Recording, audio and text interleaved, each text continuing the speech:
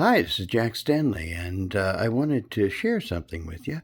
I've been working on this reproducer on and off and tinkering and trying stuff, and I took it completely apart this time and replaced the gasketing with coin holder gaskets and dampened it slightly, and the end result is pretty good, and I wanted to let you hear it and see what you think about the sound.